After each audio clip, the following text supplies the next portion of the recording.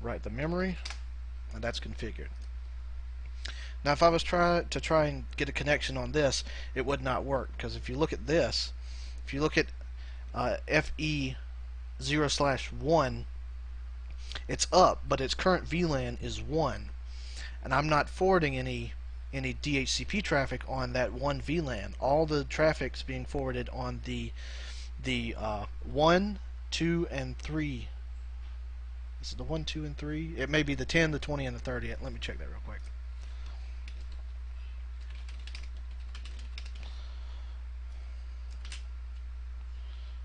30. 10, 20, and 30. That's what it'll be on. So whatever you apply to that .1 queue, that's what it will be. Now let's do the configurations. So we'll do command line. You'll notice the gigabit ports that are connecting everything. So config T. Now what we'll do, we will trunk this gig 1/1 interface G 1/1. We'll do switch mode trunk. Now it's trunking. Switch trunk allow 10, 20, 30. That way it processes all VLANs. Let me check that.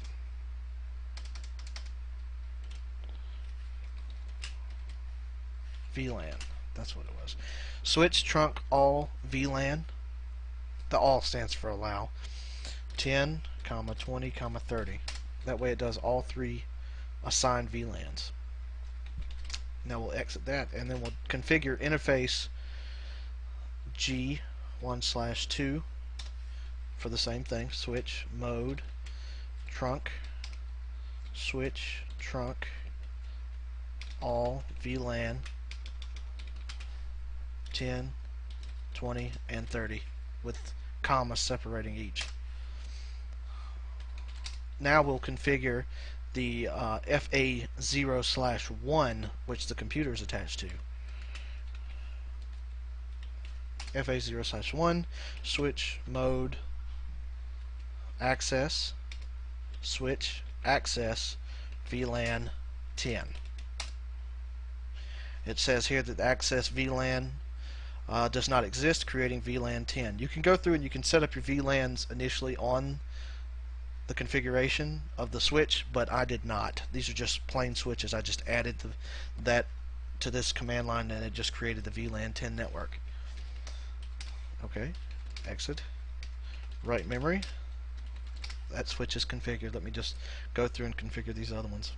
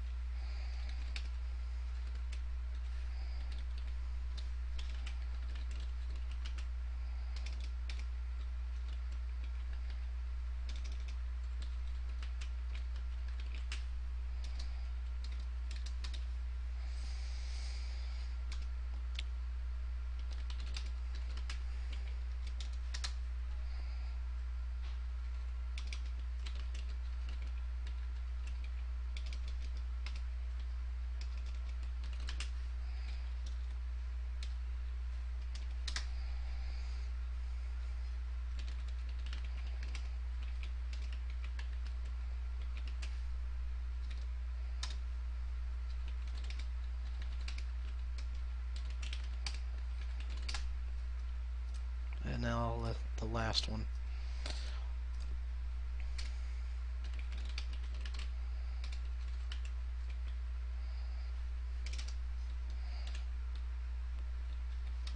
Since this one only has one connected to the trunk, I'll just configure G1/1.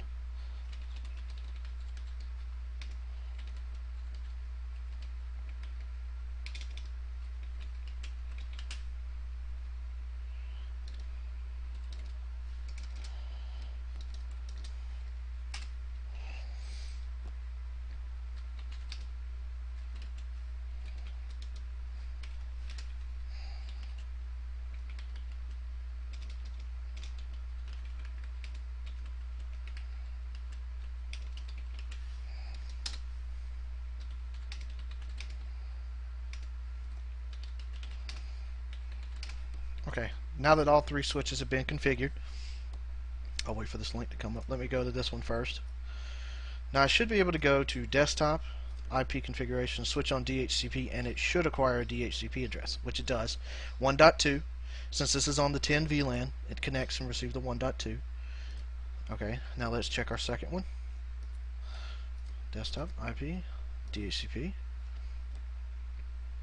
2.2. This is in the 20 VLAN, which is connected to the subinterface of 2.1 or 2.0.